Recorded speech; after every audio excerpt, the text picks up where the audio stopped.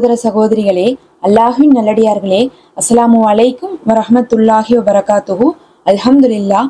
அல்லாஹும்ம ஸல்லி அலா முஹம்மதின் வஅலா ஆலி முஹம்மதின் வபாரிக் வஸல்லிம். இன்னைக்கு நம்ம பாத்தீங்கன்னா அல்லாஹுடைய சிறப்பு இஸ்முகளை பார்க்க போறோம். அதுவும் ஜோடி ஜோடியாக வரக்கூடிய இஸ்முகளை பார்க்க போறோம். இந்த இஸ்முகளை வெறும் 3 முறை பார்த்து ஓதிவிட்டு துவா செய்யுங்க. உங்களுடைய துவாக்கள் மறுக்காமல் கபூலாக்கப்படும். அதுவும் நம்ம வாரத்திலே வைத்து ரொம்ப சிறப்புக்குரிய அமல்கள் உயர்த்தப்படக்கூடிய நாட்கள்ல இருக்கிறோம். இந்த நாட்கள் எல்லாம் பிரத்யேகமான அமல்கள் செய்வது நமக்கு இன்னும் அமல்களை சீக்கிரமாக ஏற்றுக்கொள்ள வைப்பதற்கு காரணமா இருக்கும். அதனாலதான் இந்த இஸ்முகளை நம்ம கொண்டு வந்திருக்கோம். அல்லாஹ்விற்குன்னு சொல்லிட்டு நிறைய அழகிய இஸ்முகள் இருந்தாலும் ஒரு சில இஸ்முகள் நம்மளுடைய தேவைக்கு நேரடியாகவே பொருந்தக்கூடியதாக இருக்கும். அதுல இந்த இஸ்முகள் ரொம்ப பிரத்யேகமானது. இப்ப அதுல பாத்தீங்கன்னா முதல் ஜோடி இஸ்மு என்னன்னா யா அல்லாஹு யா ஹுவ. இதுல 2 இஸ்மு இருக்கு. ஒன்னு யா அல்லாஹு, இன்னொன்னு யா ஹுவ. இந்த ரெண்டுக்கும் என்ன அர்த்தம் பாத்தீங்கன்னா, முதல்ல யா அல்லாஹு அப்படிங்கிறது இஸ்மே அகலம் இருக்கக்கூடிய இஸ்மு. எல்லா இஸ்முகளுடைய தொகுப்பு தான் இந்த ஒரு இஸ்முன்னு சொல்றாங்க. இந்த ஒரு இஸ்மை சொல்லிட்டா போதும், நமக்கு தெரிஞ்ச தெரியாத மறைவான பகிரங்கமான சொல்லப்படாத அனைத்து இஸ்முகளுடைய ஒரு தொகுப்பாக இருக்கும். அத்தனையும் சொன்ன நன்மை நமக்கு கிடைக்கும். அதனால முதல்ல யா அல்லாஹு அப்படின்னு சொல்லக்கூடிய அவனுடைய இஸ்மையை ஓதி ஆரம்பிக்கிறோம். அடுத்து யா ஹுவ. ஹுவனா அவனே அப்படின்னு அர்த்தம். அவனை மட்டுமே இது குறிக்கக்கூடியதாக இருக்குது. நம்ம சூறாலேயே பார்த்திருப்போம், குல் ஹுவ அப்படின்னு சொல்லிட்டு வந்திருக்கும். அதாவது அவனே அப்படிங்கக்கூடிய வார்த்தை நிறைய இடத்துல வந்திருக்குது. அடுத்த 2 இஸ்மு பாத்தீங்கன்னா யா ரஹ்மானு யா ரஹீம்.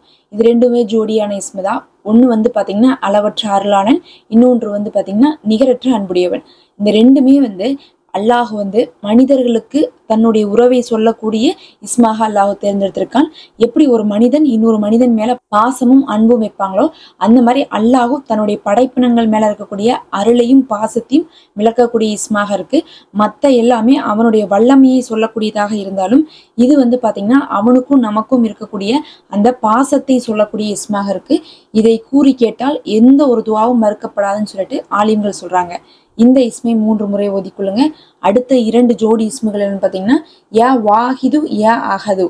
யா வாஹிது யா அஹதுனா அல்லாஹ் ஒருவன் தான் அப்படின்னு சொல்லிட்டு குறிக்கக்கூடிய வார்த்தை தான் இந்த ரெண்டுமே. இந்த ரெண்டுமே பாத்தீங்கன்னா அவனை தவிர வேற யாரும் வணக்கத்துக்குரியவன் இல்லை அப்படின்னு சொல்லக்கூடியதா இருக்கு. நம்ம சூரா குல்ஹு அல்லாஹு அஹதுலயே எடுத்திருப்போம். அல்லாஹ் சொல்லுவான் குல்ஹு அல்லாஹு அஹது, அல்லாஹ் ஒருவன் என்று நீங்கள் சொல்லுங்கன்ட்டு. அல்லாஹுக்கு ஒருவன்னு சொல்வதே ரொம்ப பிடிக்கும். அதனால அவனுடைய பெரிய சிஃபத்தாக இது ஒன்று இருக்கு. இதை நீங்க ஓதிக்கொள்ளுங்க. அடுத்தது பாத்தீங்கன்னா யா ஷமது யா வித்ரு.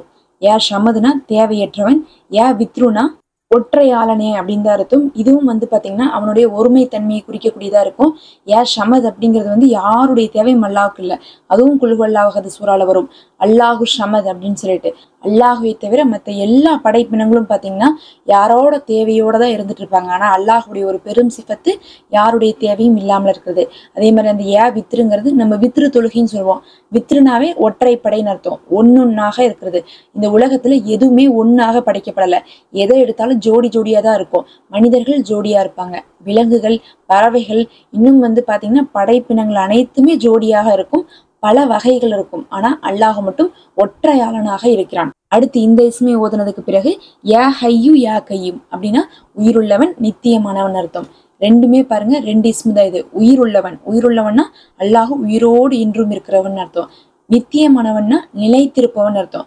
இது ரெண்டுக்குமே நாம மனிதர்களோடு ஒத்து வச்சு பார்க்கும்போது மனிதர்கள் இப்போதைக்கு உயிரோடு இருப்பாங்க. ஆனா நிரந்தரமா இருப்பாங்கன்னா நிரந்தரமா இருக்க மாட்டாங்க.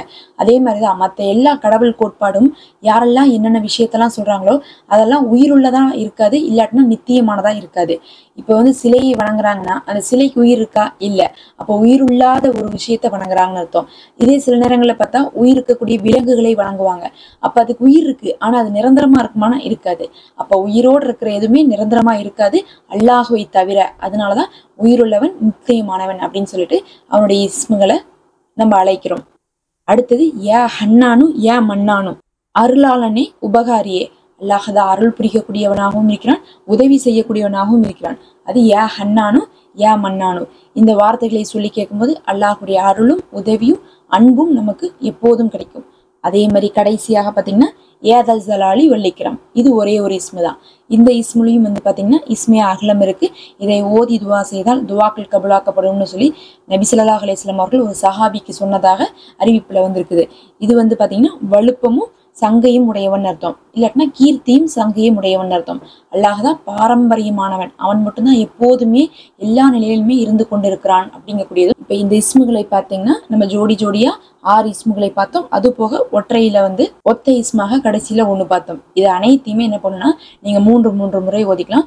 ஜோடி ஜோடியா நீங்க 3 முறை ஓதினாலும் சரி, இல்ல தனித்தனியா ஓதினாலும் சரி, ரெண்டுமே ஒரே அர்த்தம் தான்.